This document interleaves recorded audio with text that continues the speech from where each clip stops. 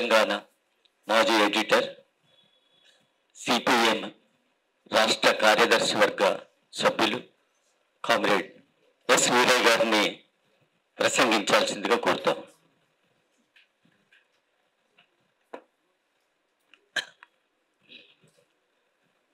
మిత్రులారా,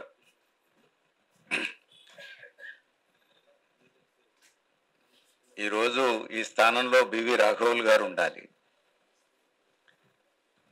ఆయన దగ్గర సమయం తీసుకొని ఈ పుస్తకావిష్కరణ సభ పెట్టారు రాములు గారు. అయితే రాఘవులు గారి ఆరోగ్యం దెబ్బతిన్నది.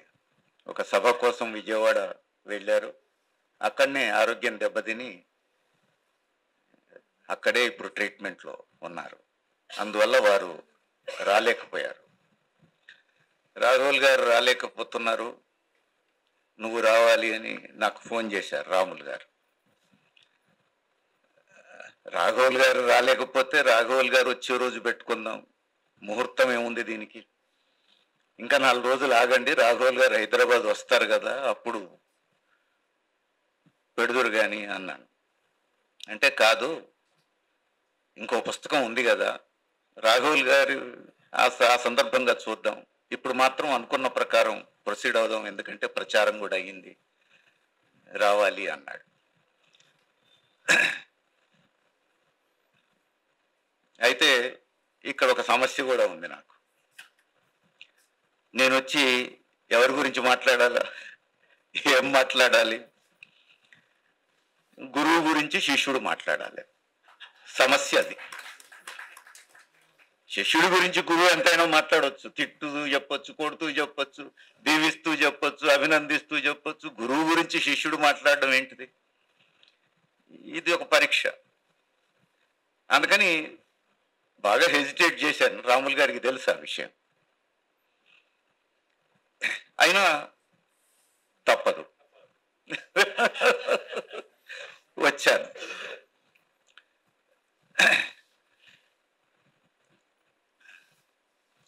అయితే రాములు గారు ఈ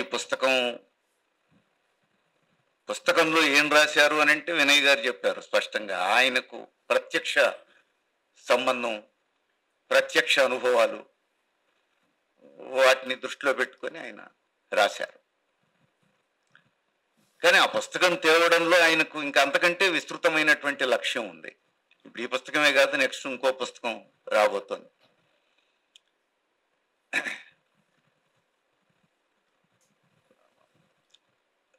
అది పుస్తకం టైటిల్లో కూడా ఆయన ఎదురు చూస్తున్నటువంటి అంశాన్ని రిఫ్లెక్ట్ చేసే విధంగానే పెట్టారు.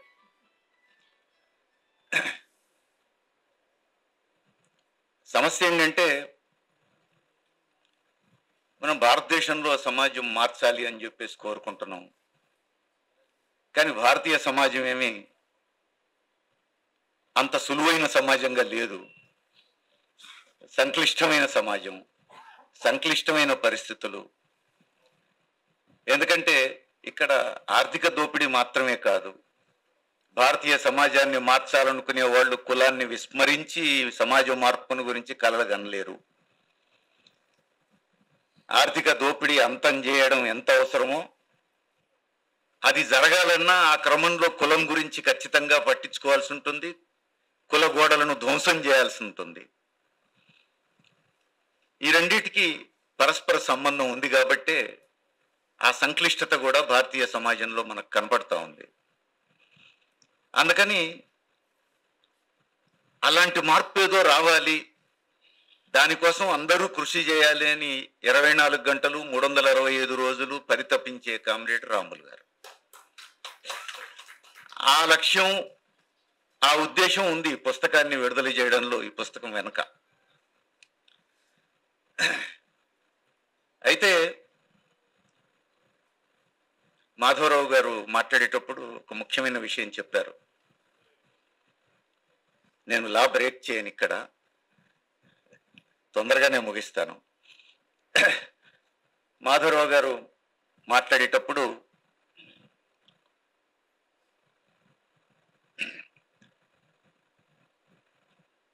మార్క్స్ను వద్దనే వాళ్ళు ఉన్నారు, అంబేద్కర్ను వద్దనే వాళ్ళు ఉన్నారు.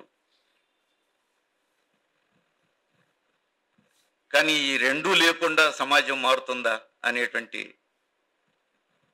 ఒక అంశాన్ని ముందుకు గుర్తు చేశారు ఇప్పుడు మనం.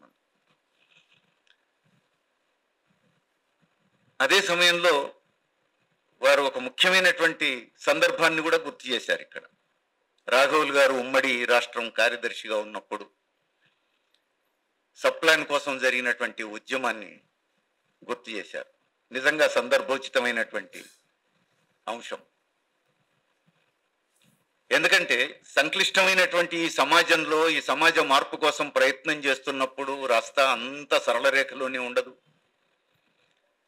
అనేక సమాజం ఎంత సంక్లిష్టంగా ఉన్నదో అభిప్రాయాలు అంత సంక్లిష్టంగా ఉంటాయి. అన్ని భిన్న అభిప్రాయాలు ఉంటాయి, భిన్నమైన దారులు ఉంటాయి. ఎవరికి వాళ్ళు నా దారే రైట్ అనుకుంటారు కాబట్టి అంత బలంగా నమ్ముతారు. లేకపోతే అంత నమ్మకం ఎందుకు వస్తుంది?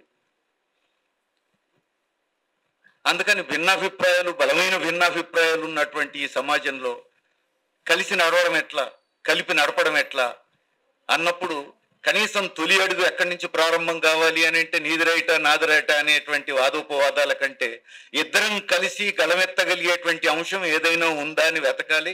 దాని మీద కలిసి మాట్లాడడం మొదలు పెడితే, ఎదుటి వాళ్ళని నొప్పించే అంశాలని అవాయిడ్ చేయగలిగితే ఇదే ఐక్యంగా నడవడానికి పెద్ద మార్గం అవుతుంది. ఇది ఉమ్మడి రాష్ట్రంలో మాధవరావు గారు గుర్తు చేసిన ఘట్టం కూడా అలాంటిదే. అందుకని అది కుల వివక్ష వ్యతిరేక పోరాటం కావచ్చు, ఎస్సీ ఎస్టీ సప్లాన్ కోసం జరిగినటువంటి ఐక్య ఉద్యమం కావచ్చు, అవి మనందరికీ తెలుసు. ఉమ్మడి రాష్ట్రంలో ఎక్స్ట్రీమ్ లెఫ్ట్ నుంచి సామాజిక రంగంలో మరొక ఎండ్ ఆలోచించే వాళ్ళ వరకు అందరినీ ఇన్స్పైర్ చేసినటువంటి ఘట్టాలు.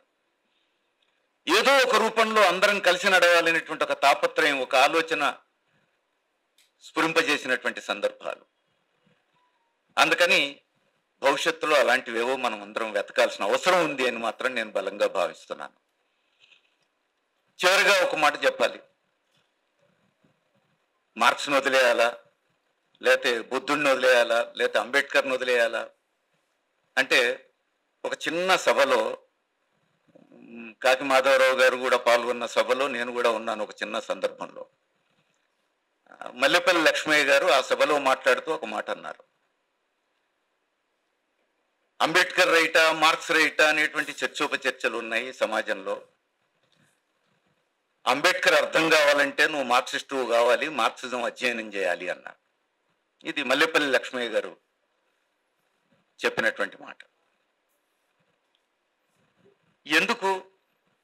బుద్ధుడి కాలం బుద్ధుడిది, పూలే కాలం పూలేది, అంబేద్కర్ కాలం అంబేద్కర్ది. ఇది ఆధునిక సిద్ధాంతం. మార్క్సిజం సమాజ మార్పుకు సంబంధించిన ఆధునిక సిద్ధాంతం. కానీ గతం లేకుండా వర్తమానం లేదు, వర్తమానం లేకుండా భవిష్యత్తు లేదు. ఇది మార్క్సిజం చెప్పేటువంటి విషయం. ఆల్బర్ట్ ఐన్స్టీన్ లాంటి కూడా ఒక మాట చెప్పాడు. బహుశా ఆయన కూడా సోషలిజం గురించి అర్థం చేసుకున్నాడు కాబట్టే చెప్పాడేమో. ఎందుకంటే ఆయన సోషలిజం గురించి రాశాడు. నేను ఇంతటి గొప్ప సైంటిస్ట్ అని చాలా మంది అంటున్నారు. నేను అంత గొప్పవాడిని ఏం కాదు. శాస్త్ర సాంకేతిక పరిజ్ఞానానికి సంబంధించిన సముద్రపు ఒడ్డున గులకరాళ్ళు ఏరుకుంటున్న వాణ్ణి అన్నాడు. నాకంటే ముందు శాస్త్ర సాంకేతిక పరిజ్ఞానాన్ని సృష్టించిన వారి భుజస్కంధాల మీద నేను కూర్చున్నాను అన్నాడు. అంటే అంత గొప్ప శాస్త్రవేత్త కూడా గతాన్ని మర్చిపోయి మాట్లాడలేదు. గతం లేకపోతే నేను లేను, గతం లేకపోతే నేను సృష్టించిన విజ్ఞానం లేదు అన్నాడు. E=mc² ఆటోమేటిక్గా ఆదిమ సమాజం నుంచి రాదు కదా. మధ్యలో వచ్చినటువంటి పరిణామం అంతా మర్చిపోతే మనం వాస్తవాన్ని చూసిన వాళ్ళని కాదు అంటాడు. ఈవెన్ కార్ల్ మార్క్స్ చెప్పింది కూడా మనం చూడొచ్చు. అదనపు విలువ సిద్ధాంతాన్ని ఉన్నట్టుండే నేను సృష్టించింది ఏం కాదు అని చెప్పాడు ఆయన. అదనపు విలువ సిద్ధాంతం గురించి ఆయన ఒక నిర్ధారణకు రావడానికి ముందు అదనపు విలువ గురించి ఎన్ని సిద్ధాంతాలు వచ్చినాయో చెప్పాడు. అవేమీ లేకుండా మార్క్సే కొత్త కొత్తగా అదనపు విలువను ఎక్కడో సృష్టించి పెట్టింది కాదు అని చెప్తాడు.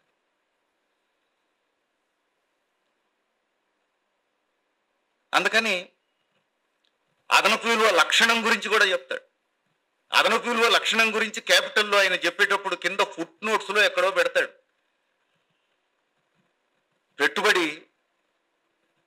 పెట్టుబడిదారుని కూడా ఎట్లా మింగేస్తుందో అది మార్క్సే చెప్పిండని మనం అనుకుంటాడు. కానీ మార్క్స్ కాదు, ఇంకెక్కడో అన్నోన్ రచయిత ఎవరో చెప్పారు, ఆయన పేరు గుర్తులేదని చెప్పి మెన్షన్ చేస్తాడు కింద ఫుట్ నోట్స్లో. ఎవరిని వదిలిపెట్టలేదు ఆయన. అందుకని ఆయనే సృష్టించినట్టు ఆయనే చెప్పలేదు. తత్వశాస్త్రాన్ని కూడా అంతా నేనే సృష్టించానని చెప్పేసి ఆయన అనలేదు. అప్పటికే డెవలప్ అయిన తత్వశాస్త్రాన్ని అర్థం చేసుకోకుండా నేను కొత్తగా సృష్టించింది కాదు అది అన్నాడు. తల కిందికి కాళ్ళు పైకి ఉన్నదాన్ని నేను కాళ్ళు కిందికి తల పైకి నిలబెట్టాను, అంతవరకే నేను చేసిన పని అన్నాడు. అందుకని బుద్ధుడు పనికిరాడు, పూలే పనికిరాడు, పెరియార్ పనికిరాడు, వేమన పనికిరాడు, గురదార పనికిరాడు, అంబేద్కర్ పనికిరాడు, మార్క్సిజమే చాలా గొప్పది అని మార్క్సిజాన్ని అర్థం చేసుకున్నాం అనుకునే వాళ్ళకు మార్క్సిజం అర్థం కాలేదు అని చెప్పి మనం నిర్ధారణకు రావాలి. అందుకని సమాజ పరిణామ క్రమంలో ఎవరి కాలంలో వాళ్ళు సమాజాన్ని ఎదిరించి ఒక తిరుగుబాటు చేసినటువంటి సిద్ధాంతాలు అవి. అవన్నీ అధ్యయనం చేయకుండా, వాటి నుంచి పాఠాలు నేర్చుకోకుండా ఈ రోజున్న సమాజాన్ని మనం మార్చగలుగుతాం అనుకుంటే భ్రమ. అందుకని సమాజం కోసం పనిచేసేటువంటి నిశ్చితాభిప్రాయంతో ఉన్నటువంటి వాళ్ళందరం కూడా నమ్రతతో ఈ వాస్తవాన్ని గుర్తించాలి, గతాన్ని అధ్యయనం చేయాలి, కలిసి నడవడం నేర్చుకోవాలి, కలిసి నడపడం నేర్చుకోవాలి. అప్పుడు మాత్రమే భవిష్యత్ దర్శనం జరుగుతుంది, సాధ్యమైద్ది. మనం కోరుకునేటువంటి కొత్త సమాజం సాధ్యం అవుతుందని చెప్పేసి మనం గుర్తుపెట్టుకోవడం అవసరమని ఒక్కసారి మేము ముందు గుర్తు చేసుకుంటూ, నాకు ఈ అవకాశం ఇచ్చిన మీ అందరికీ ధన్యవాదాలు తెలియజేస్తూ సెలవు తీసుకుంటాను.